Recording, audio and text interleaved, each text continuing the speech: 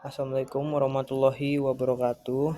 Selamat malam, perkenalkan nama saya Kevin Rizka Nugraha. Saya biasanya dipanggil Kevin dengan NIM G00246163 dari kelompok A10 dengan aslab Mbak Karen. Pada kesempatan kali ini saya akan menjelaskan tentang PPT laporan anatomi yang saya buat. Kita lanjut aja, kita masuk aja ke materinya yaitu nomor 1. Pada soal nomor 1 yaitu Alif, saya bacakan aja. Alif baru saja flexing ke circle tongkrongannya gara-gara perutnya mirip roti sobek. Pas mereka nongkrong, teman-temannya yang merasa insecure bertanya ke Alif bagaimana cara biar bisa six pack maksimal. Alif sebagai gym bro yang profesional memulai penjelasannya tentang anatomi otot yang bikin perut dia jadi kotak-kotak. Kita langsung saja ke soalnya, yaitu jelaskan tentang pembagian lapisan-lapisan dinding abdomen anterior dan posterior. Jadi pada dinding abdomen, khususnya pada anterolateral itu dia itu kayak terbagi dari mulai dari paling superficial itu yaitu skin, terus ada superficial fascia superficialis itu terbagi menjadi dua, yaitu yang berisi lemak, lapisan lemak yaitu fascia Kemper, dan ada membranosus layer atau yang disebut fascia scarpa. Nah, si fascia scarpa ini nanti dia bakal menuju ke skrotum, yaitu bakal menjadi namanya fascia stratos, atau dia itu menjadi kayak kulit yang ada di bagian skrotum itu namanya fascia stratos. Habis itu kita masuk lagi ke musculus ad aponeurosis. Nah, musculus ad aponeurosis itu ada dua, yaitu bagian longitudinal dan transversal. Nah, yang longitudinal itu ada musculus rectus abdominis, ada obliquus externus internus, dan pyramidalis. Musculus transversal. Terus kalau yang satuan lagi itu ada transversal, ya musculus transversal. Habis itu lanjut di bawahnya musculus ad aponeurosis itu ada namanya fascia transversalis. Nah, fascia transversalis itu yang bagian di sini. Terus ada fascia extraperitoneal itu naik. Terus ada parietal peritoneum itu yang di sini. Kita lanjut lagi ke nomor 2, yaitu jelaskan tentang pembagian lapisan-lapisan dinding abdomen anterior dan posterior. Nah, tadi yang di bagian anterior itu ada namanya obliquus externus internus, dan ada juga rectus abdominis. Nah, di bagian posterior itu kita bisa lihat 100 posterior inferior. Nah, ini. Terus di bagian samping itu dia bakal ke terlihat di sini ada musculus obliquus externus sama internus. Dia bakal sampai sini. Nah, ini eksternal. Kalau yang externus itu sampai belakang sini dia. Terus kita ngelihat di bagian anterior pada dinding abdomen itu kita bisa ngelihat namanya rectus abdominis yang kayak roti-roti sobek yang tadi itu. Nah, di rectus abdominis itu ada ligamen yang membelah rectus abdominis ini. Nah, ligamen tersebut itu yang dinamakan namanya linea alba. Terus habis itu di bagian anterior itu kita bisa ngeliat namanya external obliquus atau musculus obliquus eksternal sama musculus obliquus internal. Nah, ya, jadi di sini terus kalau eksternal itu kayak ngelapisinnya gini. Terus kita bisa ngeliat juga 100 itu yang kayak garis-garis otot yang ada dekat koste-koste itu namanya 100 anterior. Kita lanjut ke soal nomor 3, yaitu jelaskan struktur penggantung yang menjaga organ pencernaan dan posisinya. Nah, jadi struktur yang penggantung yang menjadi penyangga organ pencernaan itu ada namanya ligamen. Nah, salah satunya itu ligamen yang ada di organ itu namanya dihepar. Nah, organ dihepar itu namanya ligamen falciform, yaitu dia menggabungkan antara lobus dextra dan sinistra. Habis itu uh, selain di hepar, di gester itu juga ada ligamen. Ligamen ligamen di gester itu ada gastroplenica, prenica, colica, gastrohepatica dan lain-lain. Nah, selain uh, apa namanya? Selain ligamentum yang untuk menjaga supaya organ itu pada posisinya atau dia itu menjaga dari kayak benturan dan lain-lain, itu namanya ada omentum. Nah, omentum itu dibagi menjadi dua, yaitu omentum maius dan omentum minus. Nah, omentum maius itu dia kayak ngelapisin ileum dan jejunum. Nah, selain ileum dan jejunum, itu juga melapisi organ-organ seperti intisium crassum, tepatnya di bagian kolon descendens-nya. Nah, setelah selain omentum maius, ada namanya juga omentum minus. Tapi omentum minus itu dia letaknya di sekitaran hepar sini dia. Dia itu kayak menjaga supaya nggak hepar dan lain-lain organnya itu tetap dijaga dari posisinya. Selain omentum, ada juga mesenterium, itu juga sama fungsinya juga, yaitu kayak menjaga supaya organ-organ pencernaan itu tetap berada di posisinya.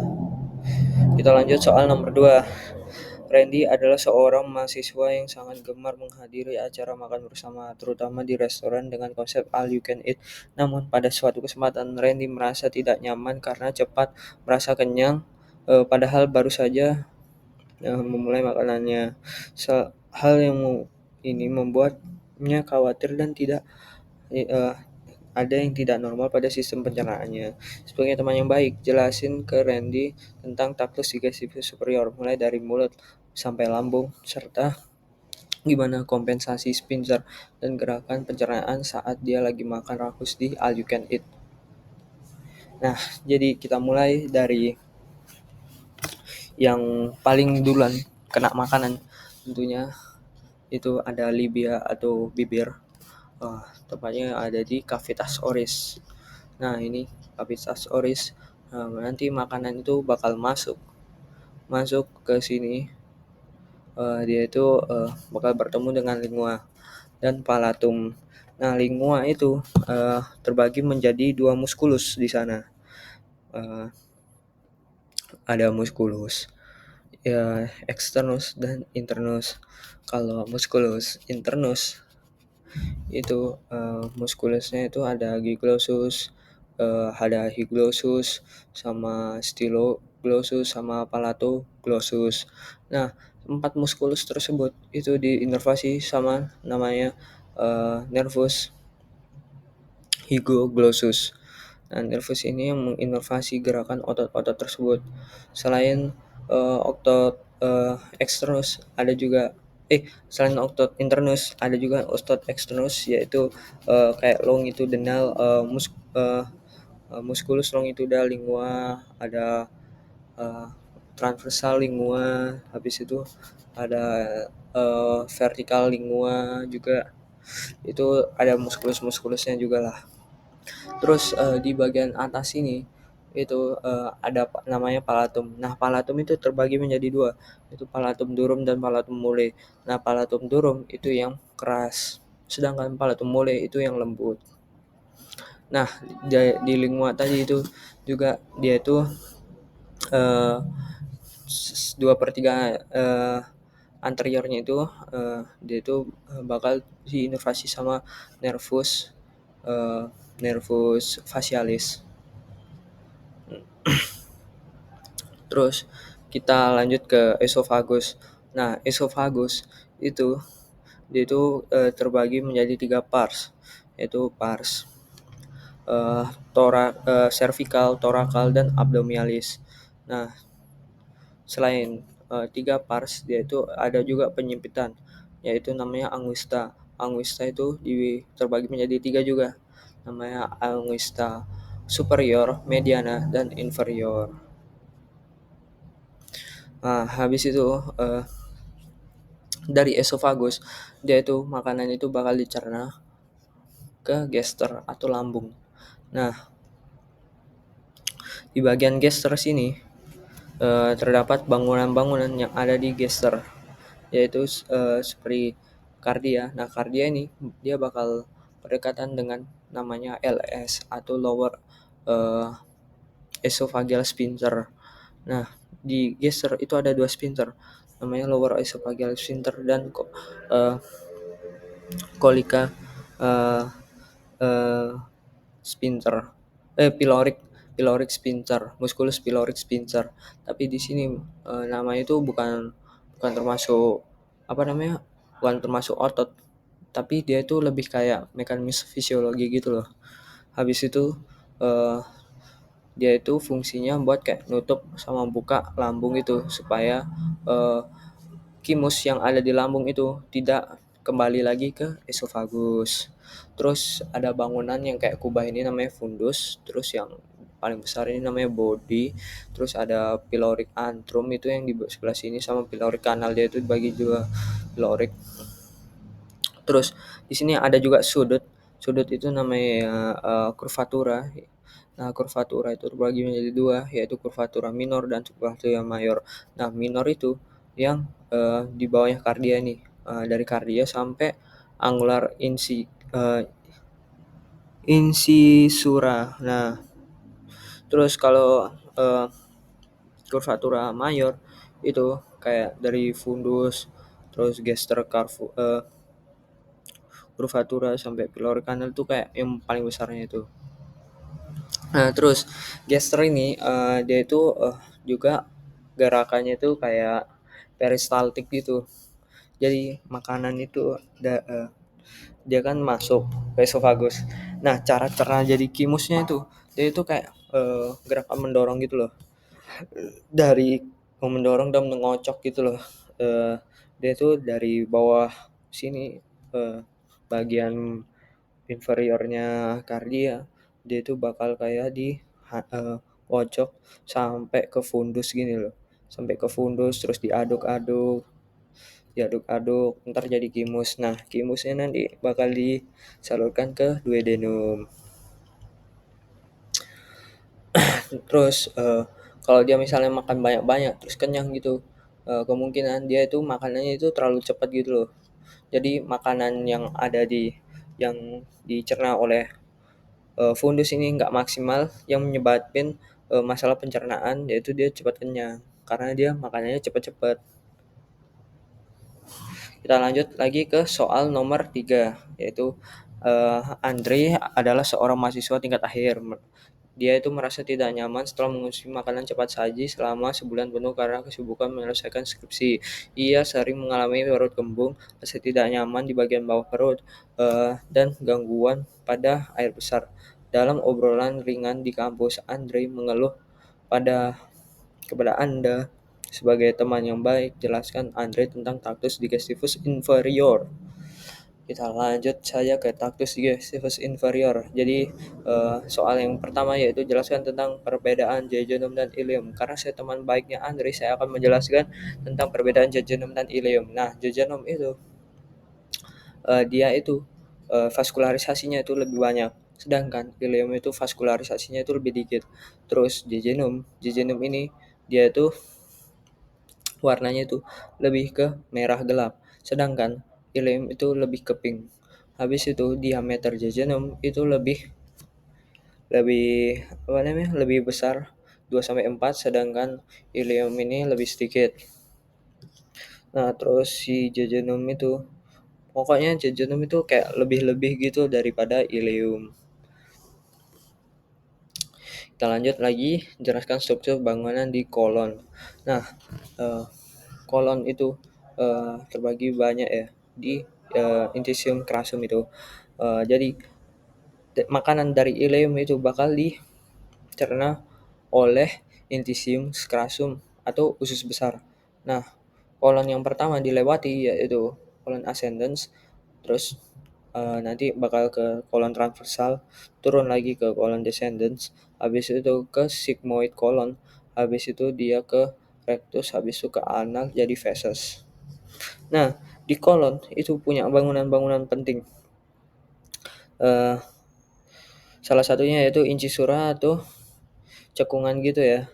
Incisura itu cekungan antara haustra coli. Nah, ini. Habis itu yang kayak lemak-lemak turun-turun itu namanya appendicitis apoploica. Habis itu kayak bangunan cekungan-cekungan yang di bagian dalam atau profundanya si kolon ini namanya plica semiulnaris kolon. Habis itu di sini juga ada taninya ommentalis, itu yang bagian depannya. Oke, kita lanjut saja ke nomor 3. Nomor terakhir yaitu jelaskan struktur anatomi yang berhubungan dengan pengeluaran feses. Nah, di incisum crassum itu tadi yang saya jelaskan, dia itu terbagi jadi kolon-kolon yang kayak ada lewat-lewat gitu supaya makanan itu bisa diolah menjadi feses. Dari ileum itu dia bakal masuk ke namanya kolon ascendens. Nah, dari kolon ascendens dia itu bakal melewati namanya flexura cholidextra. Nah, dari flexura cholidextra dia itu bakal menuju namanya transversal kolon atau kolon transversal. Dari kolon transversal dia itu bakal ke kiri, terus dia turun lewat flexura colica sinistra. Dari flexura colica sinistra dia itu bakal turun ke kolon ascendens. Dari kolon ascendens makanan itu bakal melewati namanya sigmoid kolon. Sigmoid kolon itu dia itu apa namanya? Itu di bagian inferiornya. Nah, jadi vaskularisasi yang ada di kolon-kolon ini juga yang saya baca-baca, kalau kolon sepertiga kolon transversal itu dia itu masih diinervasi sama arteri mesenterica superior. Tapi kalau yang udah di bawah-bawah kayak gini kayak sigmoid kolon dan rectum dan anal itu dia divaskularisasi oleh arteri mesenterica inferior. Nah, sama kayak descending ini. Nah, descending ini termasuk retro